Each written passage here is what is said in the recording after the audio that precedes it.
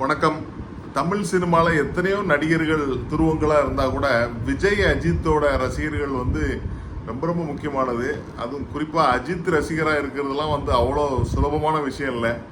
ஏன்னா அந்த அளவுக்கு எத்தனை ஏச்சிகள், எத்தனை பஞ்சாயத்துகள்னு போய்கிட்டே இருக்கும். அதுவும் குறிப்பாக காலேஜ் ஸ்கூல்லலாம் வந்து விஜய் ரசிகர்கள் அஜித் ரசிகர்களுக்கு பெரிய சண்டையே நடக்கும். இவங்க வந்து என்ன நடிச்சிட்டு இருக்கான், அவன் வந்து இப்போ ஆடுறான், தொப்பையை பாரு, டான்ஸ் ஆடுறதுன்னு அஜித்தை கிண்டல் அடிப்பாங்க. அதுக்கு தகுந்த அஜித்தும் பண்ணுவாப்புல.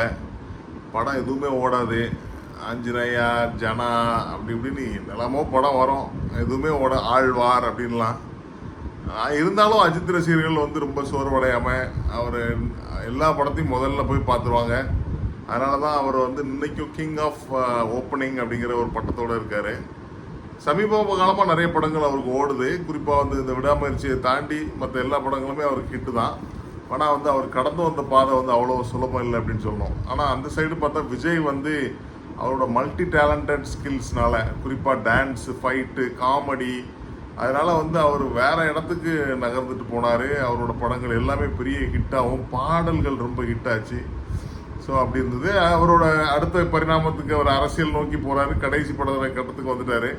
ஸோ இப்போ அஜித் எல்லாருக்கண்ணும் அஜித் மேலே இருக்குது. குறிப்பாக விஜய் ரசிகர்கள் கூட அஜித்தை சப்போர்ட் பண்ணுறதை நம்ம பார்க்குறோம்.